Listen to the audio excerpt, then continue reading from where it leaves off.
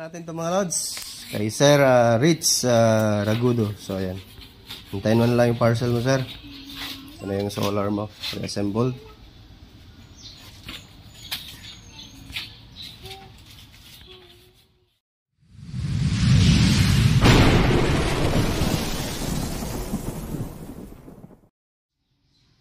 Hello mga idol, welcome back sa ating munting channel. So ito, at meron akong i-share sa inyo. So may nagpagawa sa atin, may nagpasuyo, no? So if gagawa ba daw tayo ng pre-assemble na solar, so gagawa po tayo. Kaso nga lang ay payment first po tayo kasi hindi naman po tayo gaano kayaman na pwede natin cover up muna yung yung pambili ng materials. So ito ngayon may nagpagawa sa atin si Rick Ragudo. So thank you sir sa tiwala, sir. So ang system natin ngayon, meron tayo ditong SRNE na high voltage, no? Na 3 kilowatts 24 volt system. So ito naman yung ating metal enclosure. Dito lahat yung ating ATS, mga breakers, lahat control dito na lahat. Para wala na maraming makikita mga breaker box, no? So simple lang. And then yung natin, ito yung ating yung Wi-Fi stick ng ating SRNE. So makikita mo yan via online yung harvest or konsumo or konsumo ng iyong bahay, no? Or basta dyan mo makikita sa online app. So download ka lang ng apps ng SRNE. Solarman ata yan. Tingin ko Soloman pa rin yan. So ito yung mukha ng ating SRNE. So quality to, magandang inverter to.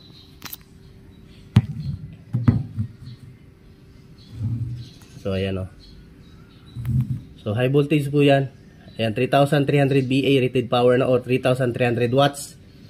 And then yung ating battery ay voltage range na hanggang 20 to 33 VDC. And then 50 to 60 Hz to 30 volt. So na-adjust naman siguro yan. And then ang bypass current ay 30A, max charge current ETA. Then yung ating max power 4,000 watts. And then yung ating MPPT input voltage ay 500 volt. So high voltage tayo. So kasi dalawang klase yung SRNE na ganito, merong low voltage, no? So yung MPPT input range ay hanggang 120 to 450 VDC. Max input current 13A and then max charge current is 18A. So isang series lang yan mga lods. Huwag kayo magparallel, no? Baka mag-overcurrent kayo. So basta siya, 500 volts. So kahit mga 7 series kaya yan. Or 8 series, no? So basta i-total nyo lang yung yung kabuuan niya na 4,000 watts yung sa panel niya. 4,000 watts dapat hindi kayo lalagpas. Lalagpas man okay lang, wag lang sa voltahe. So divide nyo lang yan kung ilang watts yung panel na nabili nyo. Saka nyo basta isang series lang mga lods, huwag kayong mag-parallel kasi mag-overcurrent tayo. So si MPPT na yan bahala mag-harvest para ibigay yung malakas na charging, no? Hanggang ETA naman yung kaya niyang charging. So basta max input current niya is 13A. So ayan. So ito naman yung ni SRNE. Yung kanyang mga specification. Meron siyang easy in, easy out, USB port, or sa ata to kung gusto mo i-connect sa laptop, no? Or meron din sa battery can, input breaker. Ito meron siyang in case mag-overload ka or may hindi magandang nangyari sa grid side or sa output ay kusang pipitik ito. At i-reset nyo lang din, resetable lang naman to siya, resetable breaker. Then meron siyang Wi-Fi RS 485 para dito na yan. Kung meron niyang kasamang cable dito yan. Saan yun? Dito yun. Andito. Yan. Kapag bibili pala kayo ng SRNE 24 volts na high voltage ay ganito, ito yung kasama niya sa package. So, merong battery lag or i-terminal na 2 piraso at saka tox. So yan. I-assemble ko na lang. Hindi na ako gumamit ng metal, plywood lang yung ginamit ko para idikit na lang ni sir doon pagdating sa kanya, no? So same yung sa akin, ayun, no? Same yung sa akin. So ayan, kicking yan kahit may aircon. Ito kahit may aircon to kaya naman. Gusto ni sir ilaw dito, ilaw lang at saka mga rep. So yung aircon kahit hindi na no, kasi malaki yung aircon niya eh. So ito yung mga breaker natin. Pwede na to. ETS. Not IC. Ito magandang ano, ETS mga lods, merong delay. Saka lang siya magano, siguro mga delay siguro niya mga nasa mga 5 seconds. Pero hindi naman delay yung output. Yung delay lang talaga bago siya palit. So ayan. So maliit lang naman kaya ito lang yung ginamit natin na ETS. Kasi pag malaking setup na, wag kayong gumamit ng ganitong ETS mga lods, ano, masusunog lang to. Kasi sa init, hindi niya kaya. Malulusaw yung plastic niya sa loob, yung pinaka magnetic niya. Malulusaw yun na mag-trigger yun na masira na siya. Kaya hindi siya advisable sa malaking setup like 5 kilowatts pataas, no? 5 kilowatts pataas. So hanggang 3 okay pa sa kanya. So ayan. Or 4.2 kaya pa niya. 4.2 kilowatts. Ito naman yung ating SPD sa DC side. So kumpleto tayo ng ano, breaker at saka protection. And sa panel natin, ito na yan sa ating dito na yan sa input output breaker na 32 ampere. Bali tatlo. So lagyan natin lahat in out para safety yung ano natin. Then easy SPD para in case mag-input si sir ng grid ay ready na siya. Then ito yung ating MC4 battery breaker na same brand lang lahat, binili ko para isang ano lang talaga. So 125 ampere. So kasi yung battery ni sir 24 volts 100 AH, no? So meron tayong voltage meter ng ating battery. So yan lang mga lods. Yan lang yung mga kailangan. Total enclosure. Ito. Basta lahat. Ito naman sa ano lang tayo. Marami naman gumawa na ganito. Sa ano lang talaga, sa program na lang kami mag-ano. Pagalingan. So ito. Nagkamali tayo ng bilhin ng metal enclosure. Ang liit pala. Order ako, maliit yung dumating. Kaya nag-reorder ako ulit. Dapat ganito pala na size. Ano siya, 300 by 400 by 200 or 30 cm to 40 cm and then 200 cm. 300 mm by 400 mm to at 200 mm. So ito, simulan ko nang buhuin to dito sa ating wiring dito. Latag na tayo ng mga wires. So, ayan. Yan, bago natin ito simulan mga lods, baka may ka dyan. Napadaan ka lang sa channel ko. At baka naman, pasubscribe na po. At pakita notification bell. At ilagay sa all. Para laging updated. So, ayan. Continue lang tayo. Wawiring ko muna. Pakita ko lang sa inyo mamaya. Yung ating gawa. Update tayo. So, ito. At malat pa rin tayo. Malat pa rin yung boses natin. Na-stop ko to natigilan ko to mga mga 4 na araw. Grabe kasi yung trangkaso. So pabalik-balik lang yung lagnat ko. 2 beses na ako nilagnat. Ma-okay, tapos lagnat naman ulit. Mahina na yung resistensya natin, matanda na. So ito na yung natin, pre-assemble na solar setup, no? Also solar power system. So ayan na yung wiring natin. So ito na lang, hindi ko na ilagay outlet. Maglagay tayo ng outlet. And then yan na. Ready to ship na yan kay sir. So ready na. Diyan na yung meron tayong groundings. Meron tayong ground wire, line in, line out, and then PV cable. Naka yan lahat, naka lag. Then hininang natin yung kung saan yung yung ating pag-press ng ating lag, no. So ayan. And then yung ating battery cable, ayan, screw na din yan. Testing lang natin to ngayon. Bukas pwede natin to i-ship kay sir. So ito na yung loob natin. So meron, naglagay tayo ng dito natin nilagay yung yung ating DC voltage meter, no, or voltage display ating battery. So ayan, makikita ni sir kung ilang voltage yung battery niya kasi nandito sa loob yung breaker. Itong dito space to para sa kung maglagay na si sir ng battery dun sa kanya, papunta niya na lang dito, no. Pasok niya na lang dito. And then padalan ko na lang din si sir ng lag ito para sa kanyang battery cable. So nakalag din yan sa baba. Ito nakalag din to. Yung ating battery solar cable papuntang inverter yun, no. Yun na yun siya, no, yung dito. Ayan, ito. And then yung ating voltage meter ay dito nakakonect sa battery. Ayan. And then dito sa taas galing kung sa panel, ito dito galing. So ginanito ko para hindi na mahirapan si sir, para plug na lang si sir, no? So yung solar cable na libre natin na 10 meters ay may na din, MC4 na din lahat para hindi magkabaliktad-baliktad. Kung na yung dulo ng red, gano'n din yung dulo na ito sa kabila. So ayan. Para iwas baliktad. So dito yung pumunta. So nakalag din yan lahat. Ito yung jumper. Nakalag din. Yan. So dito si sir papasok ng grid sa kanila. Ng easy grid nila, no, or easy line in. So dito niya ipasok. So siya na lang magpasok dito sa natin. Marunong naman si sir. Kasi mayroon naman siyang solar na maliit setup, no. And then ayan, ito na yung ATS natin. So dito natagalan tayo sa ATS kasi nasiraan tayo. Yung binigyan nila sa atin is defective, kaya medyo natagalan mga 3 days pa bago nila napalitan. So nagdebate pa kami sa group chat sa Griwatt. Ayan. Thank you at napagbigyan pa rin tayo na palitan, So ito yung galing sa ating inverter, out itong dito.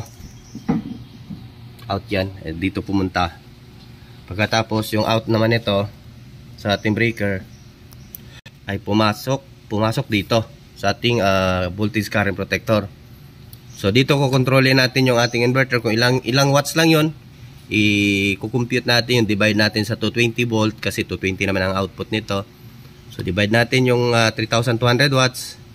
So yun yung ilagay natin. Kung nasa 14.5 ata, 14.5 ang 3,200 watts na kapag i-divide sa 220 volts. So yun yung ilagay natin dito na setting ng ating ampere. So lagay lang natin sa 13.5, lagyan natin ng allowance na 1. Hindi natin sagarin na 1 ampere, no? Para in case lalagpas si sir ay kusang magti-trip off ito. Ayan. And then kusa din siyang mag-on, kumbaga automatic na din siya. Then yung out nito pumunta dito. Ayan, dito sa ating ATS. So may PV naman. Source A kasi siya yung normal. And then yung pinaka main output nito, yung pinaka load niya, load out, ay pumasok dito sa ating voltage meter, no, or itong watts meter. So yan, pumasok dito yung live niya, then lumabas dito. Naglagay din tayo ulit ng relay ng breaker para meron pa ring protection. Ayan, for in case. So mas maganda na yung maraming protection para iwas sunog, yan. So pumasok dito, and then yung neutral niya ay dumirekta na dito sa kabilang side ng ating breaker. So yung out, ito na yung papunta sa load ni sir doon. Siya na yung plug, no? Pero lalagyan pa rin natin yan. Itong para pan-testing natin. Patakbo tayo ng wire dito. Ayan, para makapag-testing tayo. At saka yung sa panel natin. Ayan. And then ito naman yung out pala ng AC natin, AC breaker ay pumunta dito, live neutral. So always talaga sa polarity. Ay hindi naman polarity, yung pinaka talaga. Pinaka at sundin talaga yung yung nakalagay ng ating ETS live. Yan, kahit ito may sulat din yan, live neutral. So dapat masunod yan. Para sa yan, sa circuit, no. Kumbaga protection niya, sa protection. So yan. Ito yung neutral, ito yung live. So, and then nagkuha tayo dito, direkta papunta din sa ating inverter, line in. Ito. So, yan. Yung ground naman, bumalik, papunta dito sa ating SPD. Si sir na yung maglagay ng ground niya, earth ground. So, siya na lang maglagay. So, marunong naman si sir. So, ito yung pre natin sa kanya. Lagay na lang natin dyan. So, ayan. Testing na natin to. Lagay muna tayo ng may tayo. May access tayo ng kuryente sa output ng ating inverter.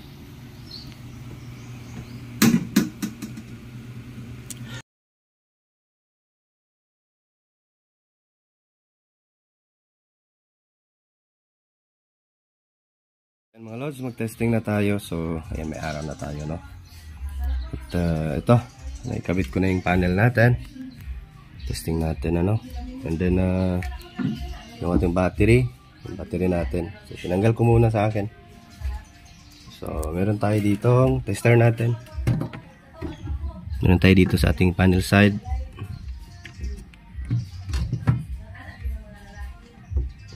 Ito, mas taas. Ayan, 194 volt. So, apat na panel yan, ano? Yung battery natin, 26.5. So, ayan. So, on natin. Para lalabas din yung voltage dito. So, ayun.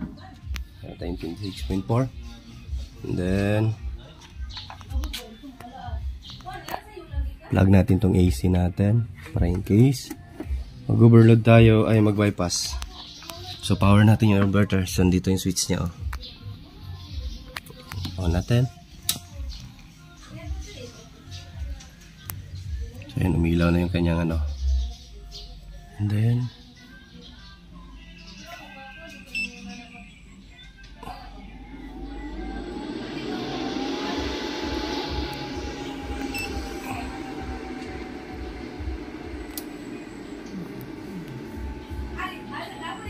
so, ayan. Ayan yung ano natin. Nag-on na yung ating ATS. And then, yung ating watts meter hindi pa nag-on. So, lilipat yan ngayon. Saglit. Kasi naka-source bit tayo. May delay itong ano natin. Nasa 3 minutes or 5 minutes.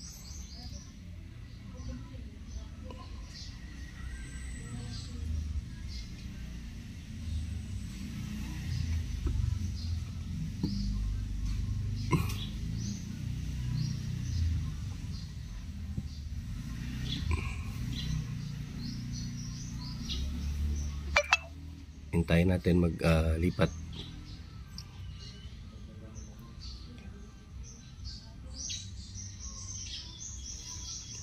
Ay, kailan pala natin to yun ng easy. Ayun, para maglipat. Hindi ko pala na on. So, ayan.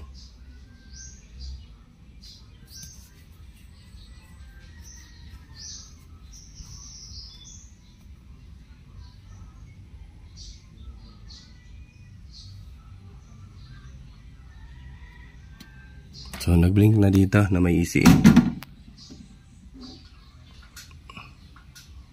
Yan.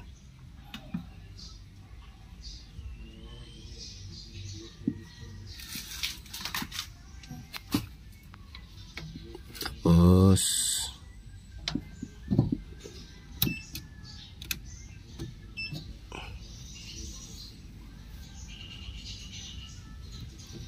ano pala dito? Kaya nawala yung ilaw sa battery natin.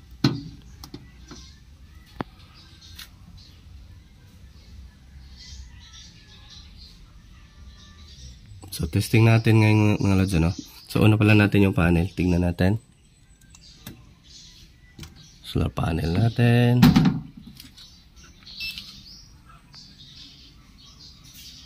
Ayun, nag-charge na.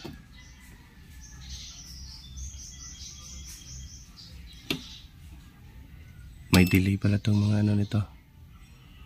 PB 192 volts. Input battery. So hindi pa nag-charge. Wait natin. Yun. May 1 ampere na. So yun, dandahan na makiat.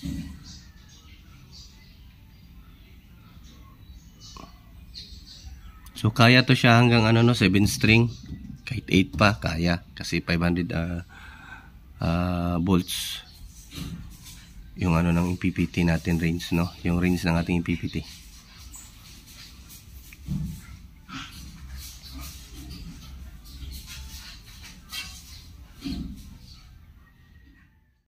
At ayan, tumaas na yung harvest niya. Nasa 33A na, no? Kanina kasi ang baba eh. Dahan-dahan pala siyang umaakyat, no? Kasi may program siyang nag-boost. Mayroon kasi siyang program na boost charging. Ayan. So ito testing natin sa 1500 watts na. Ayan o. Ayan, 1500 watts na heater. So ito testing natin. Ayun, nagsisiro siya kapag gumagamit ka ng mabigat na load, no? So ayan, 1.4. Meron tayong load na 1.4.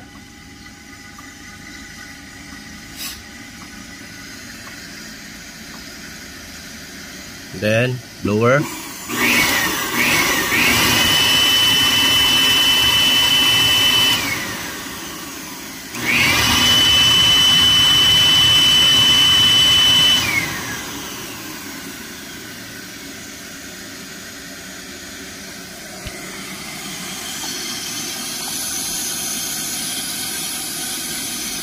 Kape tayo.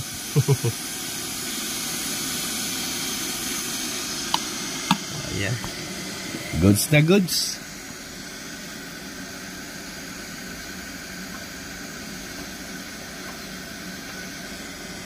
A yung nilalabas ng ating dito. Kinukuha niya sa battery. 16 ampere. Ayan. So tingin ko parang nagbibigay ang panel. Yung harvest ng panel, tinapon niya din, sumabay siya dito, no? So kumulo na yung ano natin. So ayan, 1.4. So ito dinagdag natin na 600 watts na blower. Ayan,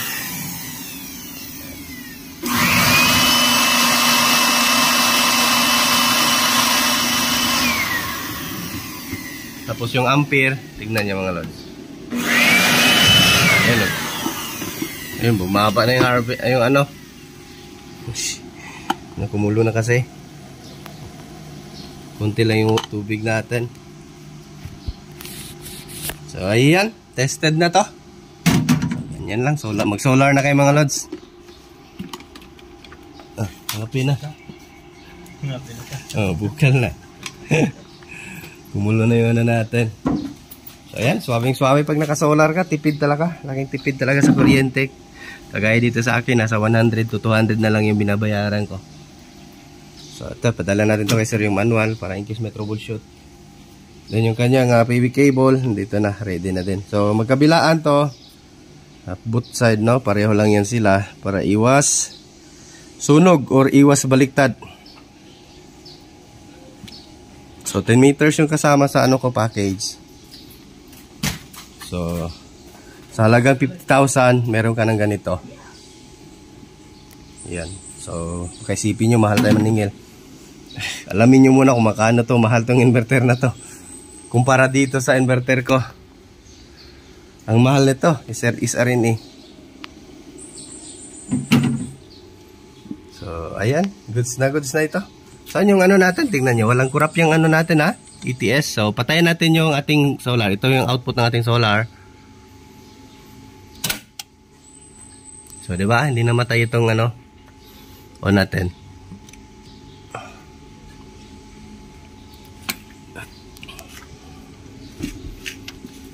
So, ipapadala ko to ngayon. Balutin ko na to. So, ayan. At swabing-swabe yung gawa natin. So, naka-crimp yan lahat. Nakahinang din yan lahat mga lods para iwas loss contact. Lahat ng terminal dyan. Pero sa battery, kasi naka-crimp naman, maayos naman yung pagka-crimp natin. Ito, lag yung 25mm yung ginamit natin na lag, no? Meron naman to sa online, mabibili. Pati ito dito, 6mm sa solar PV side. 6mm or 4mm pwede. Pero mas ginamit ko 6mm kasi makapal yung ano niya, pinaka-tip. Itong pinaka-ano niya, yung ganito. Makapal. So, kinikrimp ko lang din. Ayan. So, ready na to. So, naka-zero ano to? Naka-zero charging tong ano ko. Sa, ano. Ito yung program ko. Pakita ko na lang sa inyo. Naka-use tayo, no? So, start tayo sa 1. SBU tayo. And then, Oops, wait lang. SBO, number 2, 60 Hz, UPS. Pwede mo rin yan i-EPL kung masyadong mababa yung kuryente ninyo dyan. So, ilagay nyo sa EPL para yung input voltage ng ating grid ay wide siya. So, kumbaga, mataas para low voltage. Nasa manual yan, basahin nyo na lang para ano nyo talaga, mas maintindihan nyo. And then for 21.8, so ano to, pointing to, ano to, from battery to grid, no? So kung aabot na yung battery nyo ng 21.8, so lilipat na siya sa grid. And then, and then number 5 is 28.8, so full charge yan, no? So yan yung ano niya, pinaka full charge. Dito yung sa manual, makikita nyo yan. Ayan, no? So, paki-like ng ating video mga lods. Ayan yung number 5, oh. Utility to battery power set point. So, pwede nyo po yan siya ibaba. Pwede nyo siya gawing kung gusto nyo bumalik agad, ito lang. Enter nyo. So, baba natin para in case kung ano na yung solar. Kasi ito, pinupuno niya muna yung battery. Saka siya magbigay sa Samselco sa inyong load. Saka siya lilipat, no? So baba natin to hanggang 26 or 26.5. 26.2. Goods na yan. So save. And then tignan natin kung nagpalit.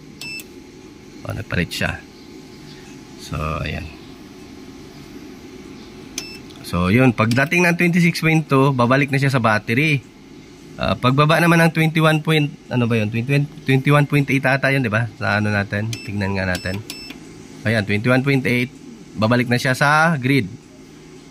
Pag 26.2 na naman, naka-charge na yung battery natin, babalik na naman sa battery yung ating main load, ano? So ayan.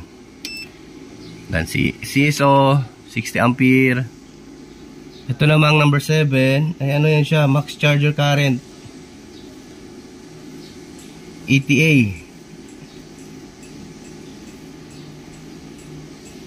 Max charge current EC charger plus PB charger setting range.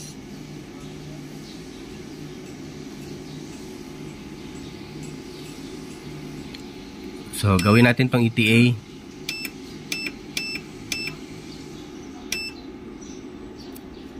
Check ko nga yung ano, sana yung utility, yung sa grid na charge. Yan na ata yun. Kailangan kasi yun ibaba. Wala dito.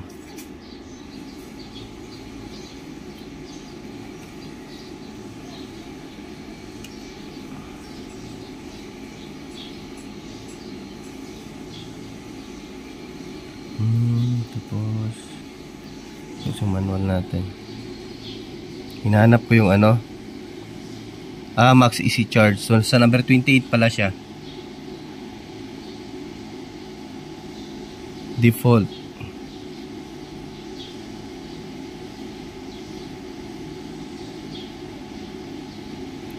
So pwede nyo yan siya i-zero. So ito dito, combination ng itong sa number 7, combination ng solar, EC at saka solar.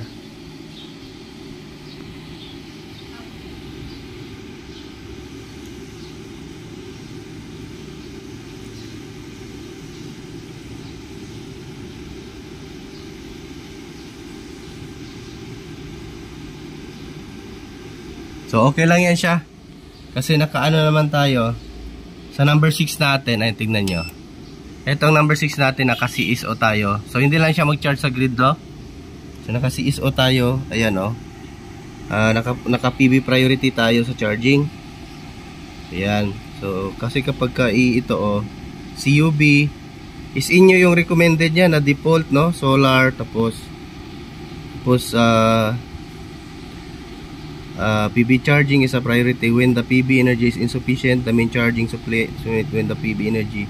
So magti-take over si AC or grid. Since naka-ano lang tayo, naka-only solar lang ang charging natin, din hindi na yan kukuha diyan. Tapos doon tayo sa 28, punta natin yung 28. use, naka-use tayo. Kasi wala namang LiPo4 naka-program dito. Meron lang mga string-string. Ayaw ko gamitin kasi lithium ion phosphate. Tapos yung battery ni sir is LiPo4, no? LiPo4. So yung ating number 9 is ayan na nga ay number 9 battery boost charge, no? So yan, hindi ko na ginalaw kasi ano niya, program niya talagang para mag boost charge. 11, so ayan 27.6, goods na yan. Plot yan, ano? And then battery over discharge 21 volt, so goods na yan. 5 seconds. 23, number 14 is 22 ang default, pero 23 yung nilagay ko para magwa-warning na siya kapag 23 volts, mag-warning na siya na lobat. And then yung ating 15 is discharge limit voltage. Lagay natin to sa 21 or 21.2 para hindi madrin yung battery natin. Madrin kasi matulog yung battery eh. Yung 14 is battery under voltage, so goods na yan. 15, magbabalik siya ng 20 mga loads, hindi siya nasisave.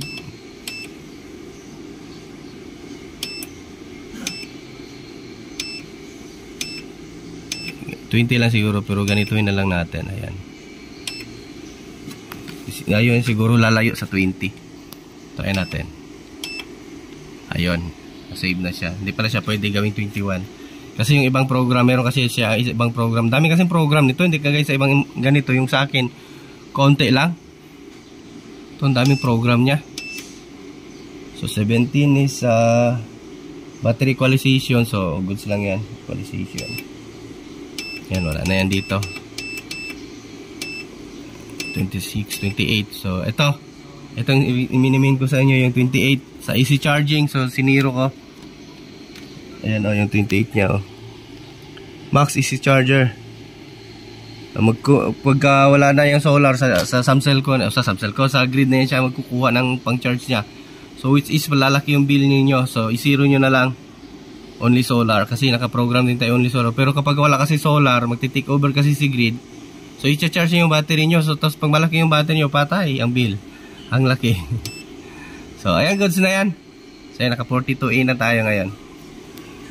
So ayan. So si sir na yung magano nito doon sa kanya. Siya na lang yung mag-online sa app, no? So eto. Ayan. Goods na. Battery breaker natin 125A. And then itong ano natin, ginawa ko na siyang 32 kasi malaki ang lalaki ng panel ni sir. So para iwas breakdown ng breaker. So ayan. Yung AC breaker natin input is 32 ang nilagay ko. Pwede naman mga 20. Pero 32 lang nilagay ko para in case in the future ba. 32 line lahat ang breaker ko ginamit. So voltage current na program na din natin to. Ayan ayan na program na to. Kita ko sa inyo. Naset ko na to ang ampere. Ayan 13.5. Paglalagpas si sir ng 13.5 or 14. Pero actually may allowance pa nilagay ko dito sa niya kasi 14.5 yung ating tinutal sa 3,200 watts or 3,300 watts. So ito yung nilagay ko 13.5 para hindi masagad yung ating inverter. So ayan. Ayan. Done na tayo mga lods So yung voltage natin is 26.8 na, naka-charge na yung battery natin. Wala talaga siya, hindi siya pareha sa pink na ko ang lakas mag-harvest. So nasa 37A lang siya. So ayan. Thank you mga sa walang sound suporta. So yung gusto mong papagawa dyan, baka naman ay PM lang So ayan. Padala natin to ngayon via AP Cargo para safety yung Then babalutin natin to ng plastic, and then meron tayong bilang plywood, i-cover up natin yan dito, then i-frame natin. So ayan, thanks for watching mga lods. Hanggang dito lang yung video natin at sana may na-share ko sa inyo yung idea, Then, thank you. Bye-bye.